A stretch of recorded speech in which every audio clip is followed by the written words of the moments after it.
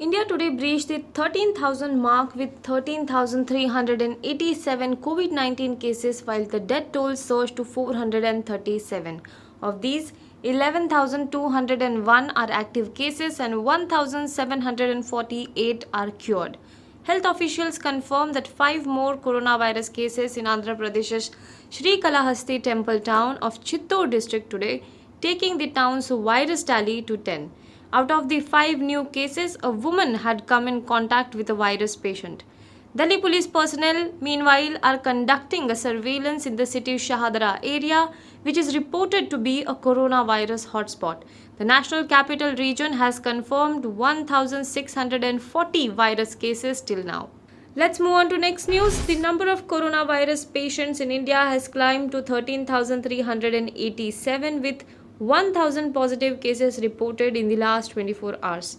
The highly infectious COVID-19 has killed 437 in the country. However, the recovery rate that indicates the number of people who have successfully fought off the disease stood at 13.06% on Friday, which is an improvement over Thursday's 12.02% and Wednesday's 11.41% and Tuesday's 9.99% in the last 24 hours. 260 patients were declared cured from COVID-19 and discharged from hospital, which is the biggest number of recovery so far in India.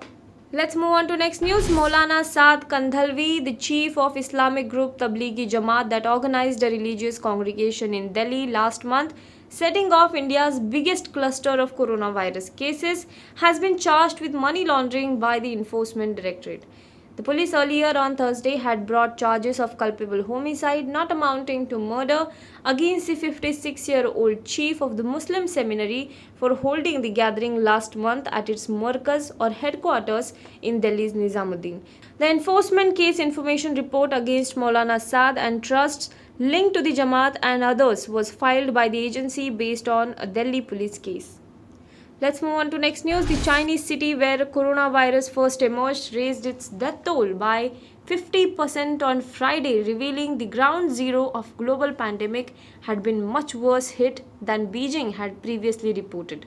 The revision came as a growing chorus of world leaders suggesting that China had not been entirely open about the full domestic impact of a virus that has killed more than 140,000 people globally and confined half of humanity to their homes.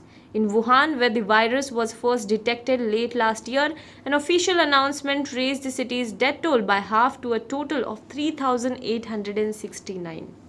Let's move on to next news. President Donald Trump gave governors a roadmap on Thursday for recovering from the economic pain of the coronavirus pandemic. He laid out a phased and deliberate approach to restoring normal activity in places that have strong testing and are seeing decrease in the COVID-19 cases.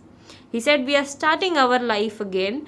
We are starting rejuvenation of our economy again." The new guidelines are aimed at easing restrictions in areas with low transmission of the coronavirus while holding the line in harder hit locations. This comes despite the confirmed coronavirus death toll in the United States reached 32,917 on Thursday, marking an increase of 4,491 deaths in the past 24 hours, by far which is the highest daily toll in the pandemic in US. Now be the first to know about the latest updates on our new news app. Go on your Android or iOS, search for HW News Network.